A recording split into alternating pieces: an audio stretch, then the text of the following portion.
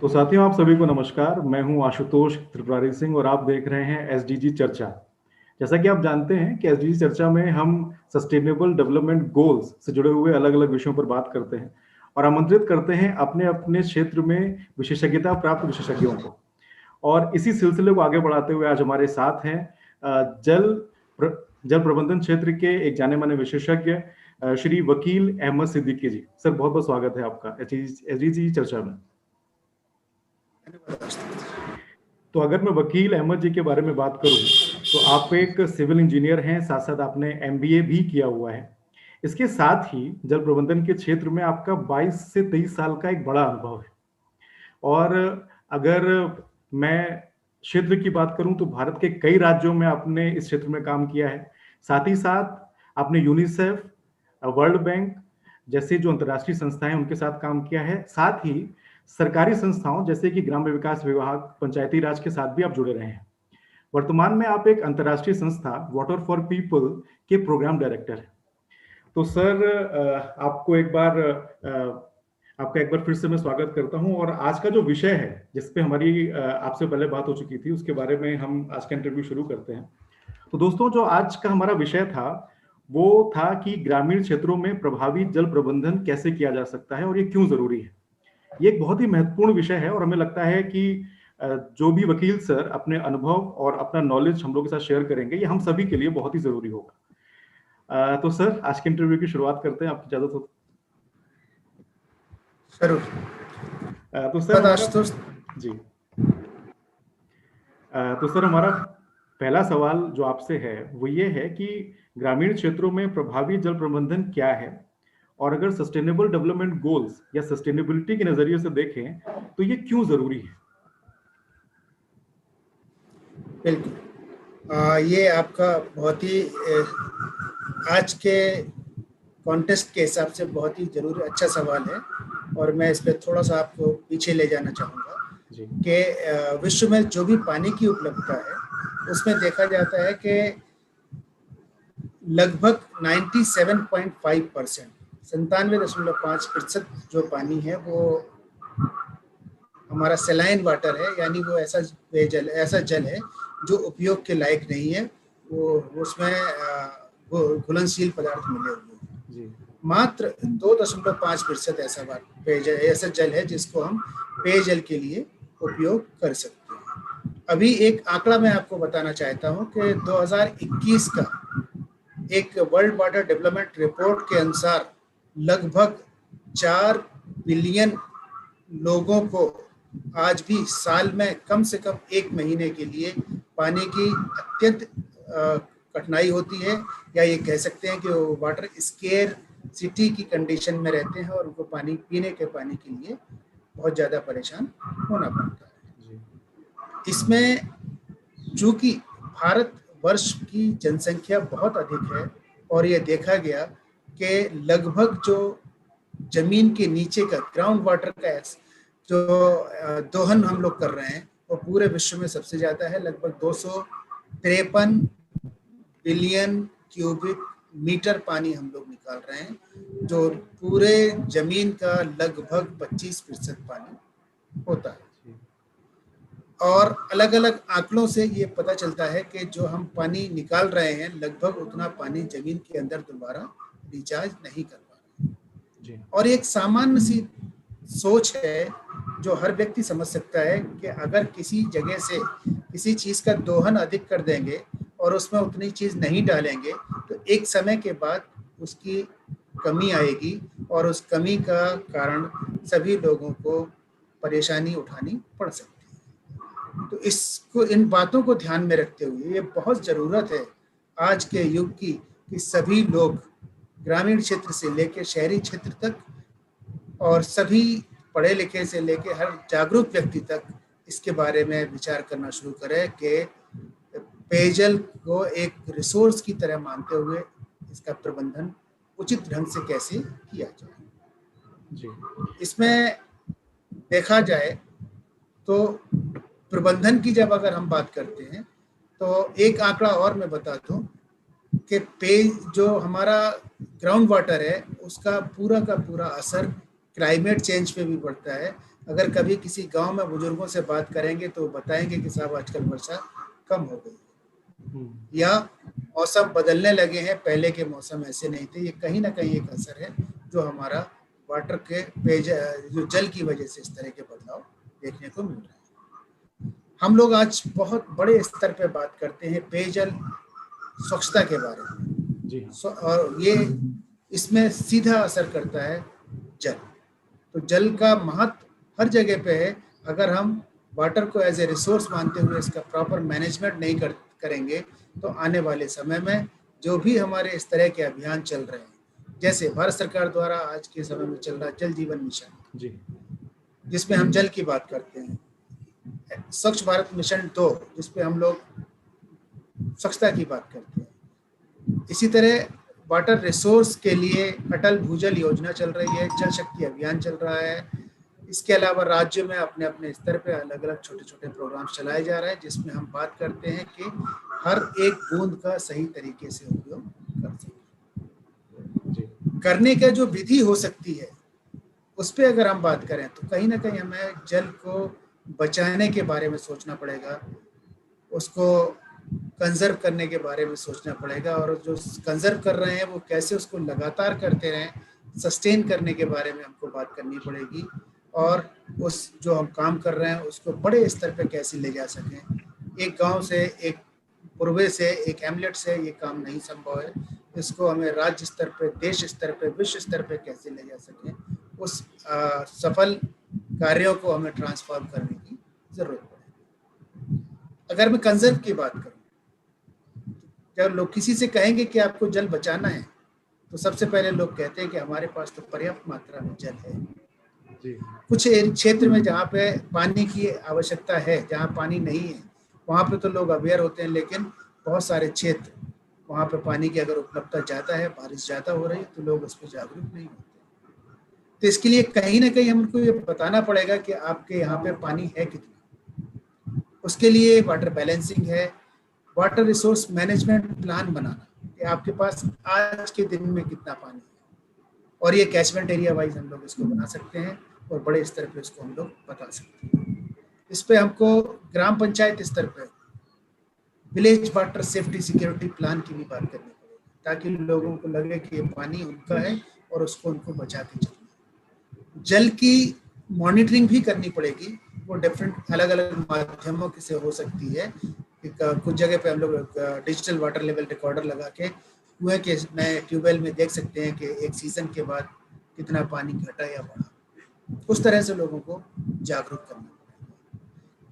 इसके अलावा बहुत सारी तकनीक जो भारत सरकार भी बताती है, राज्य सरकारें भी बताती हैं, अलग अलग तरह के जो स्वयंसेवी संस्थाएं हैं वो बता रही हैं कि पानी को रिचार्ज करिए, तालाबों का गहरीकरण करिए, तालाबों का सौंदर्यीकरण करिए, रेन वाटर हार्वेस्टिंग पे फोकस करिए ताकि जो हमारा वर्षा जल संचयन करके उसको हम लोग आगे समय के लिए यूज कर सकें और आसानी से उसका इस्तेमाल कर सकें। जो हमारे पेयजल की और अन्य स्रोत हैं बहुत जगह पे देखने को मिलेगा, कहीं तालाब बने हुए हैं, कहीं पोखर बने हुए हैं, तो उनको जो धीरे धीरे खत्म होते जा रहे हैं। कुछ उत्तर प्रदेश के कुछ क्षेत्र जिनको कभी तालाबों का क्षेत्र कहा जाता था, आज वहाँ पे तालाबों की स्थिति दयनीय होती जा रही है। उन सबको दोबारा हमें रिजर्वनेट करना पड़ेगा, दोबारा उनका पुनरुद्धार करना पड़ेगा। हमें अलग अलग तरह के पेड़ लगाने पड़ेंगे जिससे कि पानी जमीन के अंदर रोका जा सके और वही पानी जमीन में जल स्तर को बढ़ाएगा और जो आगे आने वाले पीढ़ी के लिए हमारे लिए बहुत ही उपयोगी। एक बात और मैं इसमें जोड़ना चाहता हूँ कि जल के उपयोग को हमें कहीं ना कहीं घटाना भी पड़ेगा जी। जैसे हमारा देश कृषि प्रधान देश है, लगभग 85% आबादी कृषि पे आधारित है, और आज भी बहुत सारे क्षेत्रों में मुझे देखने को मिलता है कि जब हम गांव में जाते हैं तो फ्लड इरिगेशन लोग कर रहे हैं, सिंचाई का उन्नत तकनीक का उपयोग नहीं कर रहे हैं। हम ड्रिप इरिगेशन को बढ़ावा दे सकते हैं, स्प्रिंकलर को बढ़ावा दे सकते हैं। उससे क्या होगा कि जो जमीन के अंदर का पानी है उस पर डिपेंडेंसी कम होगी और जो आज कृषि में हमें पानी लग रहा है उसका 70 से 80% तक पानी की सिंचाई के पानी की हम लोग बचाव कर सकते हैं। घरों के अंदर अक्सर देखते होंगे, आपने भी कई बार ध्यान दिया होगा कि बच्चे नल खोल देते हैं और जो जागरूक नहीं है उस नल को बंद नहीं करते, या ब्रश करते समय, अपना शेविंग करते समय हम लोग नल को खुला छोड़ देते हैं, पानी चलता ही उससे है। हजारों लीटर पानी बर्बाद जा रहा है उसको। जी। एक पुरानी पद्धति थी, पहले देखा जाता था कि वाटर को मीटरिंग कर दिया गया था कि जो जितना उपयोग करेगा उतना पैसा देगा। उससे लोगों में पैसा देने की प्रवृत्ति भले ही ना आए, लेकिन एक कम उपयोग करने की प्रवृत्ति होती है। जैसे कि बिजली के मीटर, यदि हम घर में नहीं है, कमरे से बाहर निकलते हैं तो हम बल्ब बंद कर देते हैं। तो वो पद्धति कहीं ना कहीं हमें जल के लिए भी लागू करने की आवश्यकता है। जल का पुनर्उपयोग कैसे कर सके उसको भी कहीं ना कहीं सोचना। उसके लिए हम कहाँ पानी को इकट्ठा करें, सोक पिट बनाएं, लीच पिट बनाएं, सोकेज ट्रेंच बनाएं, या और भी कोई तकनीक हो सकती है, किचन गार्डन बनाएं। इस तरह की योजनाओं पर हमें कारगर काम करने की आवश्यकता है। और ये बहुत आसानी से, एक बार अगर लोगों को जागरूक कर दिया जाए तो लोग अपने घरों में, खेतों में आसानी से कर लेते हैं। और इस सब में बहुत बहुत बड़ा योगदान जो है इसमें है, वो है व्यवहार परिवर्तन। जी हाँ सर, बहुत बड़ा रोल, बहुत बड़ी कड़ी। अगर हम इससे संबंधित विभिन्न तरह के छोटे छोटे वीडियो क्लिप्स बनाएं और लोगों को भेजें। आज के युग में हर एक के पास मोबाइल है और लोग अनेक तरह के फिल्म देखते हैं, गाने सुनते हैं, अलग अलग उस पर इस्तेमाल करते हैं। अगर इस तरह के जागरूक करने वाले कुछ short videos, IC material, training module लोगों को तैयार करना, ये उनके पास जाएंगे तो उससे व्यवहार परिवर्तन हो सकता है। और जब ये व्यवहार परिवर्तन होने लगेगा तो इसको बड़े स्तर पे ले जाने के लिए बहुत ज़रूरत है कि विलेज लेवल के लोगों के साथ, समुदाय के साथ, ग्राम पंचायत के साथ, सभी राज्य स्तर पर, देश स्तर पर, विश्व स्तर पर, जहाँ जो भी तकनीक कारगर हो रही है उसके बारे में आगे बढ़ के बताना, तरह तरह की रिसर्च आती हैं उस पर इसको जोड़ना और आगे ले जाना। ये मुझे लगता है कि उससे लोग जागरूक होंगे और हम पानी को बचा पाएंगे। जी सर, आपने जो भी पानी का प्रबंधन है उसको लेकर जो भी बातें रखी हूँ, उससे एक बहुत ही विस्तृत रूप से हम चीजों को समझ पाए कि जो भी जल का प्रबंधन है उसमें हम लोग पानी का उपयोग कहाँ करते हैं, कितना पानी हमारे पास है, उसकी बजटिंग हमारे पास हो, और किस तरीके से रोजमर्रा की जिंदगी में हम जितना पानी बर्बाद कर रहे हैं उसको हम कैसे रोकें ताकि ये हमारे आगे आने वाली पीढ़ियों के लिए भी जरूरी हो पाए। और कई सारी आपने योजनाओं का जिक्र किया, कई परंपरागत रूप से जो भी चीजें चली आ रही हैं उसका भी जिक्र किया। तो मुझे लगता है एक बहुत ही विस्तृत समझ हम सबकी इसके बारे में बन गई है। सर, मेरा अगला सवाल इसी से जुड़ा हुआ है, क्योंकि आपका इतना बड़ा अनुभव है, इतने सारे प्रदेशों में आपने पानी में काम किया है। तो आपके व्यक्तिगत अनुभव के हिसाब से अगर कुछ सफल अप्रोचेस जो आपने देखे हों पानी के प्रबंधन को लेके, अगर उनके बारे में आपको साझा करना चाहें तो बहुत अच्छा रहेगा। जी आशुतोष, इससे एक बहुत ही पुराना एग्जाम्पल हमारे पास है जो रालेगांव सिद्धि महाराष्ट्र का एक गाँव है। उस पर आप लोग अगर ध्यान दें या उसकी हिस्ट्री के बारे में जाने कभी, तो आप देखेंगे कि जो आज के समय से इस समय की जो स्थिति है वहाँ एक एक बूंद पानी का सदुपयोग हो रहा है। पहले वहाँ पे भी जल की उपयोगिता प्रॉपर सही तरीके से नहीं कर पा रहे थे, या उसका प्रबंधन सही तरीके से नहीं कर पा रहे थे, लोग जल को बर्बाद कर रहे थे और लगभग वो पूरा का पूरा गांव सूखे की कगार में था। वहाँ एक व्यक्ति ने जागरूक होकर लोगों का एक समूह बनाया, लोगों को जागरूक किया और लोगों ने जल का सही तरीके से प्रबंधन शुरू कर दिया। और उस प्रबंधन का रिजल्ट है कि आज वहाँ पे कहीं पे भी पानी की बर्बादी नहीं होती है और वहाँ पूरा का पूरा जगह हरी भरी है और लोग वहाँ समृद्ध हो गए। इसका सीधा आर्थिक लाभ मिलता है लोगों को। जब जल का सदुपयोग करते हैं तो इसका लाभ लोगों को मिलता है। केरल में अभी मैं एक वीडियो देख रहा था कि केरल का एक गांव है, मैं जस्ट अभी फौरन ही नाम याद नहीं कर पा रहा हूँ, वहाँ पे भी लोगों की यही हालत थी और धीरे धीरे लोग वहाँ जागरूक हुए, जल का सदुपयोग करना शुरू किया और धीरे धीरे जब समृद्ध हुए, लोगों के पास अन्य खर्चे बचने शुरू हुए, तो उन्होंने उस पैसे का उपयोग अपने गांव के विकास के कार्यों में किया, और बिजली की उपलब्धता उन्होंने जो सरकार पे जो डिपेंडेंसी थी उसको भी खत्म कर लिया, और धीरे धीरे आज वो इस स्थिति में आ गए हैं कि वो पूरा अपना गांव सेल्फ सस्टेन हो गया, और उनको किसी बाहरी मदद के बगैर भी अपने गांव को चला पा रहे हैं। इस तरह के प्रयास बहुत सारे भारतवर्ष में हुए हैं, अलग अलग गांव में, अलग अलग क्षेत्रों में लोगों ने इसके प्रयास किए हैं। जी, तो जैसे कि आपने बताया, तो उससे जो एक बहुत प्रसिद्ध कहावत है कि जल ही जीवन है, तो जब अभी आपने बात भी की कि जब लोगों ने जल का प्रबंधन किया तो सिर्फ पानी की बचत ही नहीं बल्कि उनका आर्थिक विकास हुआ और जीवन के और क्षेत्रों पर भी उसका पॉजिटिव असर देखने को मिला। सर, अब हम अपने इंटरव्यू के अंतिम दौर पे आ गए हैं और हमारे 2 ऐसे सवाल हैं जो कि हमारे इंटरव्यू के की क्वेश्चंस होते हैं।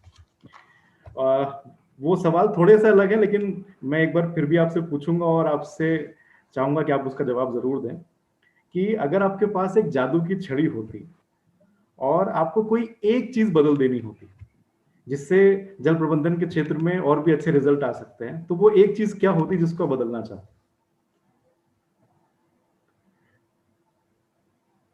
बहुत कठिन सवाल है। जल के क्षेत्र में बहुत सारा काम अभी करना बाकी है जी। अगर एक बात को जैसे कहनी हो कि क्या करना चाहिए, तो मुझे लगता है कि इस क्षेत्र के जो अनुभवी लोग हैं उनके माध्यम से कुछ एक ऐसा सिस्टम डेवलप करने के लिए व्यवहार परिवर्तन का तरीका बनाएं कि लोग जैसे अन्य चीज़ों के बारे में बात करते हैं तो वो अपने जीवन में जल को प्राथमिकता के रूप में लेते हैं, लेकिन जल प्रबंधन को प्राथमिकता के रूप में लेना शुरू करते हैं। सर, ये जो आखिरी लाइन आपने बोली है, ये मुझे लगता है इस पूरे इंटरव्यू का की है कि जल को तो हम महत्व देते हैं और हम जानते हैं जल हमारे लिए कितना जरूरी है, लेकिन जल प्रबंधन कहीं ना कहीं पीछे छूट जाता है और शायद यही जो मेन समस्या की जड़ है। और सर, अभी आज के इंटरव्यू का आखिरी सवाल वो ये है कि अगर आप मेरी जगह होते और अगर कोई ऐसा सवाल होता जो आप जिसका जवाब देना चाहते हो और मैंने वो सवाल आपसे नहीं पूछा है, तो वो सवाल क्या हो? तो जवाब मुझे देना चाहिए, तो मैं इस पे एक ही बात कहूंगा कि किसी भी कार्य की सफलता के लिए सबको साथ मिलकर काम करने की जरूरत है। इस क्षेत्र में भी सभी लोगों को जुड़ के काम करने की आवश्यकता है। लोग अलग अलग अपने अपने कार्य क्षेत्र में बहुत सारे छोटे छोटे काम कर रहे हैं जिसका लाभ बड़े स्तर पे नहीं मिल पा रहा है। तो जो जहाँ पे है इस क्षेत्र में काम कर रहा है, जैसे गुजरात में देखेंगे अगर जी, तो हर गांव में कुछ क्षेत्र के गांव में फील्ड लेवल वॉलंटियर्स तैयार करे हैं जो इस क्षेत्र में काम कर रहे हैं। उस तरह के कामों के लिए सभी लोग जो जहां अच्छा कर रहा है उसको मिलके एक ऐसा समूह बनाएं जिसके आधार पे जो सफल कार्य हैं उनको अन्य क्षेत्रों में भी बगैर किसी नाम के कि ये किसने किया या वो उसने किया, उसको एक बगैर किसी नाम के एक अच्छे कार्य के रूप में बड़े से बड़े क्षेत्र में उसको रोल आउट कर सकें। उससे एक बहुत बड़ा लाभ समुदाय का होगा और उसका अगर हम लोग की थोड़ी सी भी भागीदारी उसमें कहीं बनी रही तो हम लोग को भी मानसिक संतुष्टि हो सकती है। तो सर, आज का जो इंटरव्यू है, ये हम सब लोग जानते हैं कि जल और जल प्रबंधन एक बहुत बड़ा विषय है और आज हमने उसका एक बहुत ही स्पेसिफिक और बहुत ही छोटे एरिया के बारे में बात की, लेकिन और भी कई सारी चीजें हैं, कई सारे पहलू हैं जिसके लिए हम आपको आगे भी इनवाइट करते रहेंगे। आज आप हमारे इंटरव्यू में आए और आपने इतने अच्छे तरीके से, इतने विस्तृत तरीके से और इतने सहज तरीके से अपनी बातों को रखा, इसके लिए बहुत बहुत धन्यवाद। धन्यवाद। Thank you. Thank you.